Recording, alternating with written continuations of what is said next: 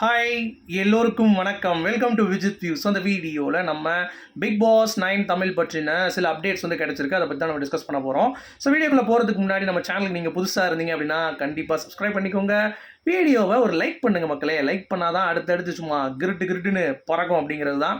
So வியூஸும் வந்து சரி எல்லோரும் வந்து பார்ப்பாங்க. ஸோ அதனால் லைக் மட்டும் தயவு செஞ்சு பண்ணிடுங்க அப்படிங்கிறத சொல்லிவிட்டு இப்போ என்ன அப்டேட் அப்படிங்கிறத நம்ம பார்க்க போகிறோம். ஸோ அரங்கில் இருந்தவர்கள் நம்ம வந்து ஒருத்தர்கிட்ட பேசணும்.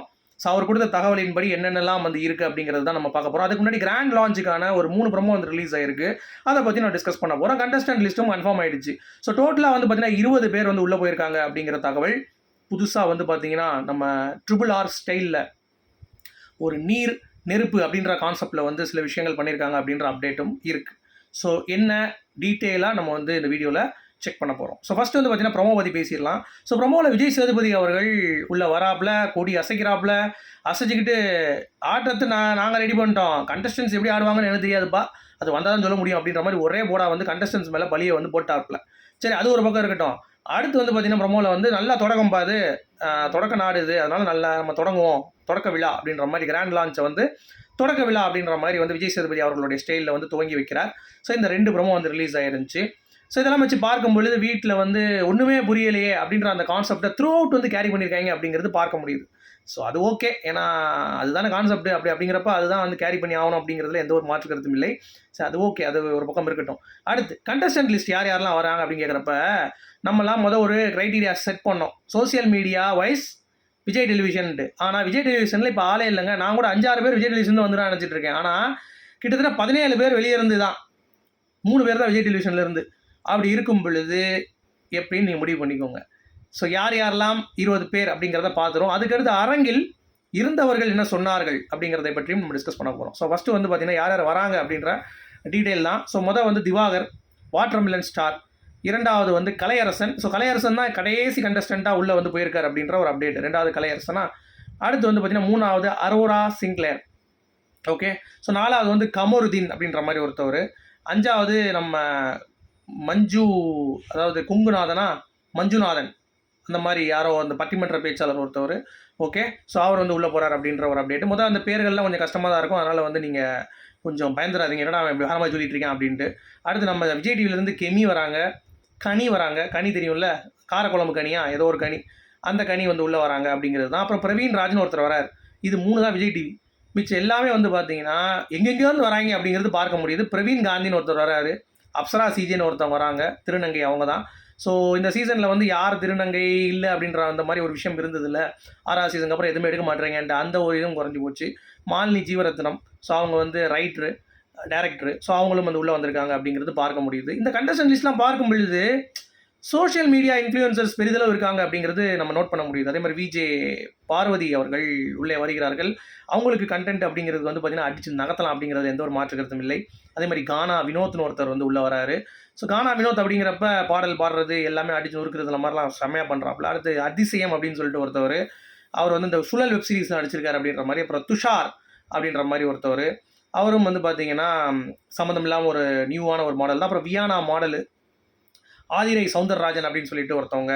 ஸோ இந்த மாதிரி எவ்வளோ பேர் நான் சொல்லியிருப்பேன் பார்த்தீங்களா, இவ்வளோ தான் கண்டஸ்டன்ட் லிஸ்ட்டு. மொத்தம் வந்து 20 பேர் வந்து உள்ளே போயிருக்காங்க அப்படிங்கிறது பார்க்க முடியுது. அப்போ அகமது மீரானு இல்லை, உமர் லத்தீஃபு இல்லை. நான் முதலே சொல்லிட்டு இருந்தேன், அகமது மீரான் இந்த தர்பூசணி பழம் வந்தவொடனே அவன் ஓடி போயிருப்பேன், அவன்லாம் தாங்க முடியாதுன்னு சொல்லியிருந்தேன். அதே மாதிரி அவன் ஓடிட்டான். ஏன்னா இதில் லாஸ்ட் நேரத்தில் அரங்கில் இருந்தவர்கள் சொன்னது என்னென்னா 4 பேர் 24 தான் பிளான் பண்ணியிருந்தாங்க. அந்த 4 பேர் வாண்டடாக ஓடிட்டாங்களாம். செம அதிர்ச்சி ஆயிடுச்சான் எல்லாத்துக்கும். அதனாலேயே ஷூட்டிங்கை வந்து நிப்பாட்டிட்டு அந்த உள்ளே போகிறதெல்லாம் வெளியே வந்து பேசுகிறது மட்டும்தான் விஜய் சேதுபதி கிட்ட. ஓகே. உள்ளே போகிறப்ப கட் பண்ணிட்டாங்களாம் விஷுவல்ஸை, ஆடியன்ஸ்க்கு யாருக்குமே வந்து கொடுக்கல. அதே மாதிரி ஃபோனு உள்ளே அலோடு கிடையாது. ஃபோன் மட்டும் கிடையாது, சீப்பு கூட உள்ளே விடலையாம்.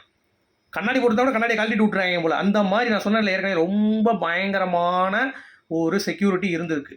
அப்படி இருந்தும் இந்த லீக் பண்ண வேண்டாம் அப்படின்ற மாதிரி ஒரு வீடியோ வந்துச்சு பார்த்தீங்களா, அது அவங்களுக்கே காண்டு. இன்னொன்று விகடனில் யாருக்கிட்டையும் அவங்க வந்து தகவலே கொடுக்கலையா அந்த வட்டம். பிக் பாஸில் பொத்தி வச்ச மேகலை வெக்க விட்டு போகலை அப்படின்ற மாதிரி எல்லாமே வெளியே வந்துருச்சு. ஸோ இப்போ இந்த 20 பேரும் வெளியே வந்துருச்சு. இனிமேல் ஒன்றுமே பண்ண முடியாது.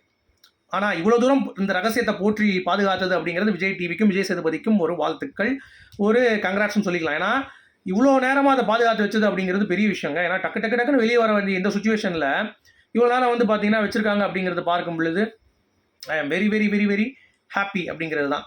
சரியா? ஸோ அடுத்த லிஸ்ட்டில் வேறு என்ன அப்படின்னு சொல்லி பார்த்தீங்கன்னா, பெருசாக எந்த ஒரு கான்ட்ரவர்சி கிரியேட் பண்ணுற மாதிரியும் இல்லை வந்து பார்த்தீங்கன்னா பயங்கரமான ஒரு கண்டஸ்டண்ட்டோ அப்படிங்கிறதுக்கு இல்லை.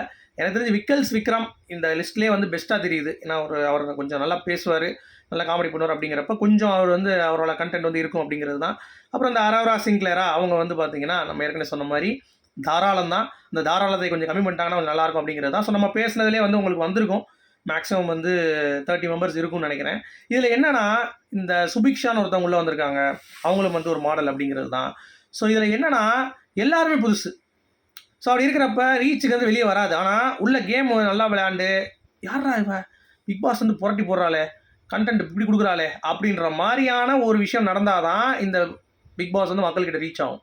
அப்படின்லாம் ரீச் ஆகாது கண்டிப்பாக. நான் இப்பயே சொல்லிடுறேன். ஏன்னா நிறைய பேர் அதை கேட்பீங்க, என்னடா அது நீ இப்படி சொல்லிட்டு போயிட்டா கடைசி ஒன்றும் நடக்கலை அப்படின்ற மாதிரி. எனக்கு சொல்லிட்டு போய் நடக்காதெல்லாம் மேட்டர் கிடையாது.